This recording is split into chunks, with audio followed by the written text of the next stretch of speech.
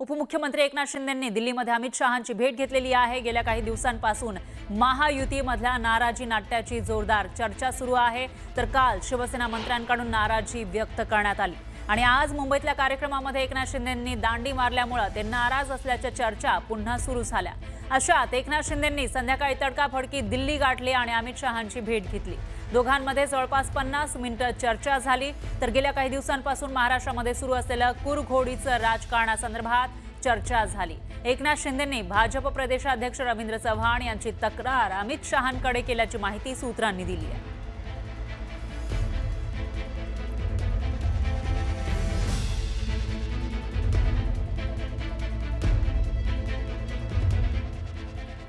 दरम्यान अमित शहा आणि एकनाथ शिंदे यांच्या भेटीमध्ये नेमकी काय चर्चा झाली ते आपण बघूयात ग्राफिक्सच्या माध्यमातून। आज दिल्लीला गेलेले होते एकनाथ शिंदे आणि त्यावेळेला खासदार श्रीकांत शिंदेंच्या मतदारसंघातील शिवसेना नेते गळाला लावल्याची तक्रार त्यांनी अमित शहांकडे केल्याची माहिती समोर येते।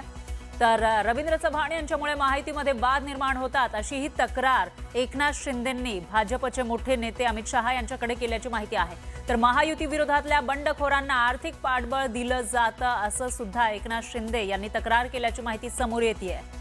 त्याशिवाय पक्षप्रवेशासाठी पैशांचा बाजार मांडला जातोय असंही एकनाथ शिंदेंनी या बैठकीमध्ये सांगितल्याची माहिती आहे। दिल्लीला ते गेले होते, 50 मिनिटं चर्चा केली शहांसोबत आणि त्यावेळेला स्थानिक स्वराज्य संस्थांमध्ये महायुती म्हणून लढायचं ठरलं असंही त्यांनी सांगितलेलं आहे। तर अशा पद्धतीने एक एक पाढाच त्यांनी वाचलाय का तक्रारीचा असाही सवाल या ठिकाणी उपस्थित होतोय। मग ऐन वेळी भाजपकडून स्वबळाची तयारी करण्यात आली आहे। आधी तर महायुती म्हणून निवडणुकीला सामोरे जाणार स्थानिक स्वराज्य संस्थेचे असं ठरलं होतं, पण ऐन वेळी भाजपनं एकला चलोरेची तयारी केली। भाजपच्या वरिष्ठांनी निर्णय न घेतल्यास निवडणुकीमध्ये फटका बसेल अशी तक्रार सुद्धा त्यांनी केल्याची माहिती समोर येते। त्यामुळे आता अमित शहा याच्यावर काय निर्णय घेतात, काय कार्यवाही करतात याकडे लक्ष आहे। दरम्यान याविषयी अधिक माहितीसाठी आपले प्रतिनिधी प्रशांत लीला रामदास हे थेट दिल्लीमधून आपल्यासोबत जोडले गेले आहेत। प्रशांत, काय सांगाल, नेमकी काय चर्चा झालेली आहे या सर्व बैठकीमध्ये आणि पुढे काय होऊ शकतं? फरा सध्या मी श्रीकांत शिंदे यांचं जे निवासस्थान आहे 12 पंत मार्ग इथे आहे आणि याच घरी सध्या एकनाथ शिंदे थांबून आहेत।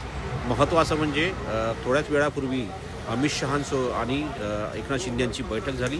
जवळपास 50 मिनिटं ही बैठक झाली। या बैठकीमध्ये रवींद्र चव्हाण ज्या पद्धतीनं कामकाज करत आहे त्यांच्या कामकाजावरती प्रश्नचिन्ह निर्माण केले आहे। चंद्रशेखर बावनकुळे ज्या पद्धतीनं समन्वय करून शिवसेनेसोबत काम करत होते तसं काम न करता एकलकोंडी पद्धतीने कामकाज करत आहे। रवींद्र चव्हाण यांनी थेट पैशाचा बाजार मांडला आहे अशी देखील तक्रार त्यांनी केलेली आहे। त्यांनी म्हटलं आहे की साधा शाखा प्रमुखाला जर बघितलं तर 25 लाखापर्यंत आणि नगरसेवकाला 10 कोटीच्या जवळपास पैसे दिले जात आहेत। एवढे मोठ्या संख्येने पैशाचा बाजार का मांडला जात आहे? महायुती म्हणून एकत्रपणे स्थानिक स्वराज्य संस्था निवडणूक लढवायची अशा प्रकारे निर्णय झाला असताना आता स्वबळाचा नारा का दिला जात आहे असं देखील त्यांनी स्पष्टपणे सांगितलेलं आहे। आणि सोबतच ज्या पद्धतीनं बंडखोर जे महाविकास आघाडीतील बंडखोर नेते जे आहेत ज्यांनी महायुतीतल्या उमेदवारांना पराभूत केलं त्यांना हाताशी धरून त्यांना भाजपमध्ये प्रवेश देऊन एक प्रकारे महायुतीलाच थेट आव्हान देण्याचं काम म्हणजे थेट शिवसेनेला आव्हान देण्याचं काम रवींद्र चव्हाण यांच्या माध्यमातून केलं जातं असं त्यांनी म्हटलेलं आहे। आणि असाच जर समन्वयाचा अभाव राहिला तर जे स्थानिक स्वराज्य संस्थेची निवडणूक आहे ज्याला मिनी विधानसभा संबोधलं जातं त्या मिनी विधानसभेमध्ये मोठा जोरदार फटका हा महायुतीला बसण्याची शक्यता व्यक्त केली जात आहे। सोबतच श्रीकांत शिंदे यांच्या मतदारसंघामध्ये ज्या पद्धतीनं पक्षप्रवेश प्रारंभ केलेले आहे लपून छपून पक्षप्रवेश घेतले जात आहे आणि पैशाचं आमिष दिलं जात आहे असे त्यांनी म्हटलेलं आहे। कल्याण डोंबिवली असो, बदलापूर असो किंवा मग अमरनाथ असो यासारख्या सगळ्या मतदारसंघामध्ये ज्या पद्धतीने भाजप शिवसेनेच्या नेत्यांना शिवसेनेच्या कार्यकर्त्यांना भाजपमध्ये प्रवेश देता यासाठी हे योग्य नाही असं देखील त्यांनी म्हटलेलं आहे। जर ठरलं होतं की आम्ही कुठलीही अट न ठेवता महायुतीमध्ये आलेलो आहे असं असताना आमच्या पुढे आव्हानं का उभे केले जात आहे असं देखील अमित शहांना एकनाथ शिंदे यांनी सांगितल्याची माहिती पुढे आली। त्यामुळे आता येणार आगामी काही दिवसामध्ये अमित शहा या संदर्भात काय निर्णय घेतात हे देखील पाहणं अतिशय महत्त्वाचं असणार आहे। बरोबर आहे प्रशांत, धन्यवाद तुम्ही दिलेल्या या सविस्तर माहितीसाठी। या विषयाचे अपडेट आपण घेत राहूयात। दरम्यान आगामी महापालिका निवडणुकीमध्ये ठाकरेंची शिवसेना आणि मनसेची महापालिकेत युती होणार याची जोरदार चर्चा आहे।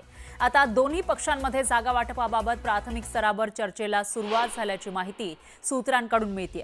सध्या तरी जागा वाटपाबाबत दोन्ही पक्षांमध्ये जागा वाटप ठरलं नसलं तरी ठाकरेंची शिवसेना ही मनसेला 70च्या आसपास जागा सोडण्यास तयार असल्याची माहिती सूत्रांकडून मिळालेली आहे। ज्या प्रभागामध्ये मनसेची ताकद आहे अशा जवळपास 125 जागांची यादी तयार केली जात असल्याची ही माहिती आहे आणि यापैकी जवळपास 70 जागा या मनसेला सोडण्यास ठाकरेंची शिवसेना सकारात्मक असल्याचं कळत आहे। मात्र प्रत्यक्षात जेव्हा जागा वाटपाची चर्चा पुढे जाईल तेव्हा मनसे यावर समाधानी असणार का हे सुद्धा पाहावं लागेल।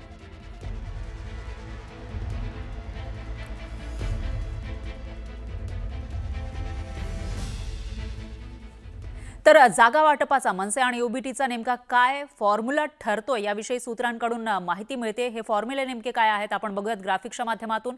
सूत्रांकडून मिळालेल्या माहितीनुसार फॉर्म्युला नंबर 1 आहे तो म्हणजे एकूण जागा आहेत बीएमसी मध्ये 227 आणि त्यापैकी मनसे 70 जागा, मनसेला 70 जागा दिल्या जातील आणि शिवसेना 157 जागा, शिवसेना ओबीटी 157 जागांवर निवडणूक लढवेल अशी माहिती समोर येते। हा झाला फॉर्म्युला नंबर 1 आणि फॉर्म्युला नंबर 2 आपण बघितलं तर 50-50चा हा फॉर्म्युला होऊ शकतो। त्याच्यामध्ये मनसे 113 जागा आणि शिवसेना ओबीटी 114 जागा लढण्याची शक्यता वर्तवली जाते।